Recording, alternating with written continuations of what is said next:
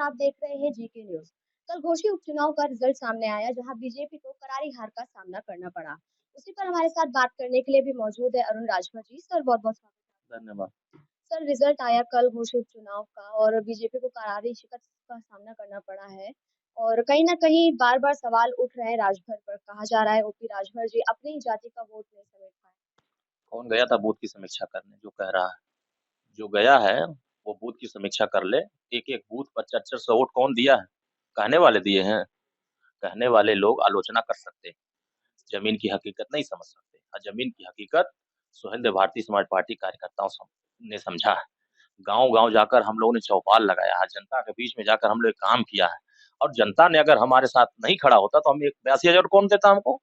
और समाजवादी पार्टी झूठ फैला करके फर्जी बातें करके और जो 4 बार की सरकार में लूटे थे रुपया, उसी रुपया को ले जाके दलित बस्तियों में खोल करके अब दलितों का वोट लूटने का जो कोशिश किए हैं, उसके आधार पर आप वाहवाही कर रहे हैं कि हम जीत रहे हैं, जीत गए हैं, जीत गए हैं। आप भले जीत गए, घोसी की जनता को मुबारकबाद, धन्यवाद, बधाई। 2024 जीतने का प्रयास करेंगे और जनता के बीच में हम लोग काम करेंगे और हम लोग माननीय योगी आदित्यनाथ जी, माननीय प्रधानमंत्री जी, माननीय प्रकाश राजभर जी की नीतियों को लेकर के जन-जन तक पहुँचाने का प्रयास करेंगे। जहाँ तक हमारी नीतियाँ नहीं पहुँच पाई हैं, जनता हमारे साथ नहीं खड़ी है, हम नीतियों को पहुँचाने में कामयाब नहीं रहे हैं, हम उसको सहज तरीके से स्वीकार कर रहे हैं। लेकिन आने वाले समय में हम और मजबूती से काम करेंगे और जनता के बीच में उनके सुख-दुख में खड़े होकर के जो कमी रही है उसको दूर करने की कोशिश करेंगे। सर, कहा ऐसा भी जा रहा है कि कहीं न कहीं समाजवादी पार्टी अखिलेश यादव की तरफ से जो एक नारा दिया गया कि पीडीए एनडीए को हराएगा, उसका बहुत बड़ा असर इस चुनाव में देखने को मिला। बसपा लड़ गई होती तो सारा पता चल गया होता, सारा अहंकार इनका टूट गया होता। बसपा नहीं लड़ी है, 2022 में बसपा लड़ी थी तब तो ये लड़ाई यहाँ तक पहुँचे थे। 2022 में लड़ाई बसपा की हो रही थी, 4 पार्टियाँ मिलके लड़ रही थी। 2023 में 2 पार्टियाँ मिलके लड़ी।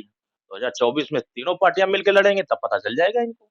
देखिए क्या होता है कि जब आप जीत जाते हैं, आप अहंकार में बोलने लगते हैं और आप हार जाते हैं, तो शासन प्रशासन ईवीएम पर ठीकरा फोड़ने लगते हैं। तो अब आप ठीकरा फोड़ना बंद करिएगा।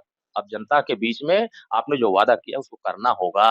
लेकिन सर, जब चुनाव की तैयारियां चल रही थी, तो राजभर जी की तरफ से कई सारे बयान आए थे। ये भी कहा जा रहा था कि समाजवादी पार्टी अखिलेश यादव अगर वहां पे चुनाव प्रचार कर रहे हैं, तो कहीं न कहीं उसका असर जो है खामियाजा समाजवादी पार्टी को झेलना पड़ेगा, वो हार सकती है चुनाव। उनकी छवि जो है वो मायावती जैसी बन गई, लेकिन यहाँ तो थोड़ा-सा उल्टा हो गया मामला। तो भारतीय समाज पार्टी की देन है कि वो एसी कमरा छोड़ करके गाँव तक पहुँचे थे। धरती सलाम करने गए थे घोसी और एक अपनी पत्नी के चुनाव प्रचार में गए थे, अपने भाई के प्रचार में क्यों नहीं गए थे? ठीक बात है कि वो उन्हीं की सीट थी, साइकिल का ही सीट थी ना, भाजपा की सीट थी नहीं। भाजपा की सीट छीनी होती तब मैं मानता कि तीर तलवार लेकर गए थे और वहाँ तोप चला दिए, हार गए हम लोग।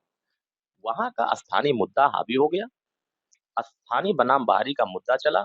उन मुद्दों के आधार पर हम स्थानीय कार्यकर्ताओं को सामंजस्य बनाने में कहीं हमें कमजोरी रही है या हमारी जो भी हमारे पास कमजोरी रही है उस चीज को हम दूर करेंगे और उनको बेहतर करने का प्रयास करेंगे। हम हारे हैं तो हमें सबक मिला है, हमारे कमियों को लोग बता रहे हैं, हम उसको दुरुस्त करेंगे। आने वाले समयों में इन सब चीजों को दुरुस्त करके 2024 उत्तर प्रदेश में हम सपा का अहंकार खत्म करेंगे और बहुत मजबूती के साथ चुनाव लड़ करके हम एक ताकत पैदा करेंगे और मोदी जी के नेतृत्व में उत्तर प्रदेश की 80 सीटों को जीतने का लक्ष्य तैयार करेंगे। सर, जिस वक़्त दारा सिंह चौहान को बीजेपी प्रत्याशी बनाया गया था, ये दावा किया जा रहा था कि दारा सिंह चौहान इस सीट को जीत कर भी आएँगे। लेकिन इंडिया के जो प्रत्याशी रहे, इंडिया गठबंधन के जो प्रत्याशी रहे, उन्होंने इस सीट को जीता। तो आपको क्या लगता है कि 2024 का चुनाव बहुत मुश्किल नहीं हो सकता आपके लिए? न इंडिया जीता है, न एनडीए हारा है। वहाँ स्थानीय मुद्दे, स्थानीय जनता ने स्थानीय समस्याओं पर मतदान कर दिया। जो 2000 वोट पाता है चुनाव में, वो अगर ताल ठोके कि नहीं हम जीत जाएँगे या हमारे बदौलत ये हुआ है, तो उनके लिए मुबारकबाद। हम देखे हैं कि चुनाव पीरियड में तमाम ऐसे मुद्दे थे जो हमारे सामने आ रहे थे। हम चुनाव दरमियान उसको सही नहीं कर सकते। हम चुनाव बाद ही इन चीज़ों को सही कर सकते थे। क्योंकि हम चुनाव मैदान में हम नहीं कह सकते कि हम चुनाव हार रहे हैं। हम कतई नहीं कह सकते हैं कि हम जनता हमारे साथ नहीं आ रही। हम उस समय हर चीज़ को हम स्वीकार कर रहे थे कि हमारे साथ अगर ये कमजोरी है, ठीक बात है। कमजोरी है तो जब व्यक्ति मन बना चुका है कि नहीं मुझे इनके साथ नहीं रहेगा, लेकिन हम प्रयास कर रहे थे। उन चीज़ों को दुरुस्त करने की कोशिश की जा रही है। हम सब समीक्षा करेंगे। समीक्षा में जो कमियाँ नज़र नज़र आएँगी, अब तो विरोधी यही कहेगा ना कि हम तो हरा दिए। विरोधी तो 2000 वो नूरपुर भी जीता था और फूलपुर। फिर उसके बाद सारे लोकसभा मोदी जी जीत गए थे। तब तो सारे आरोप लग रहे थे ईवीएम मशीन पर।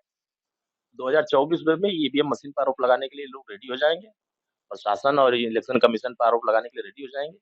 अभी ये खामोश रहेंगे कुछ दिन तक, कुछ समय में देखिएगा INDI ये घमंड खत्म होगा। एनडीए गठबंधन बहुत प्रचंड बहुमत के साथ जीत करके उसी घोषी में आपको दिखाने का प्रयास करेगा।